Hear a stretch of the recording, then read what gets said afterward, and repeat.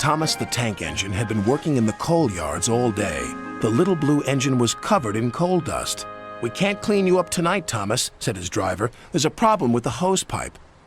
"Bother," said Thomas. "A bath would make me feel much better. The others are sure to say I look silly." But the engines were too busy arguing to notice Thomas.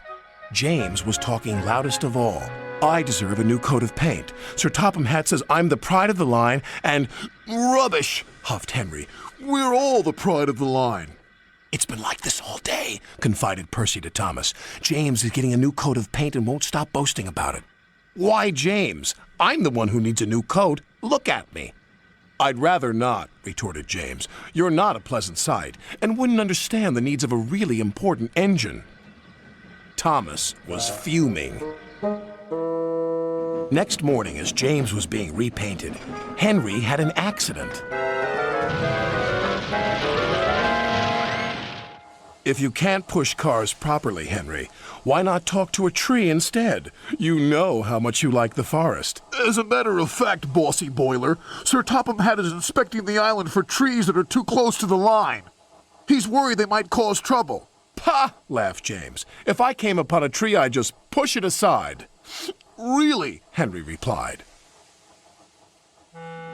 Soon James was showing off his paintwork. "Make way for an important engine." "You wouldn't feel important if one of those trees crashed on you. You'd feel hurt," reproached Percy. "Rubbish! It wouldn't dare." "You should be careful, James. Trees can be just as powerful as engines," advised Terence. "Oh, please.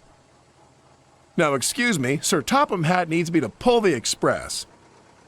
And he huffed away.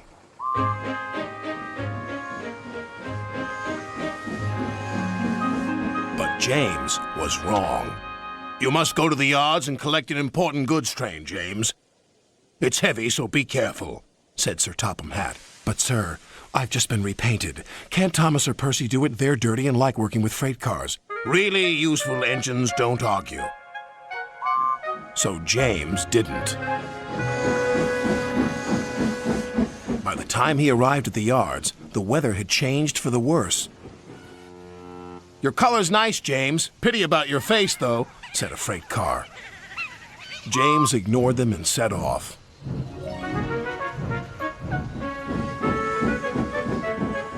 Soon they came to a hill, and his driver knew they were in for a difficult time. An old tree close to the track was being blown by the strong winds, and the rain had weakened the slope. All of a sudden, the tree moved.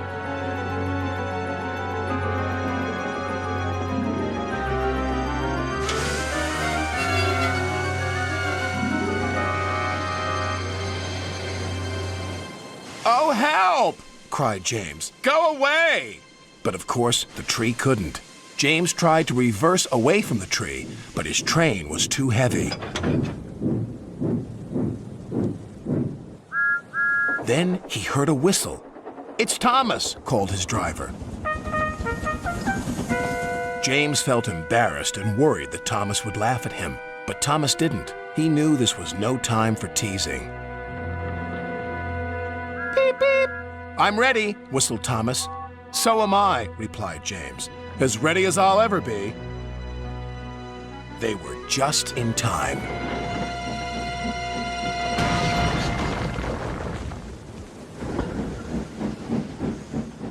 Later, James spoke to Thomas. "Percy and Terence were so right to warn me. Thank you for rescuing me, Thomas."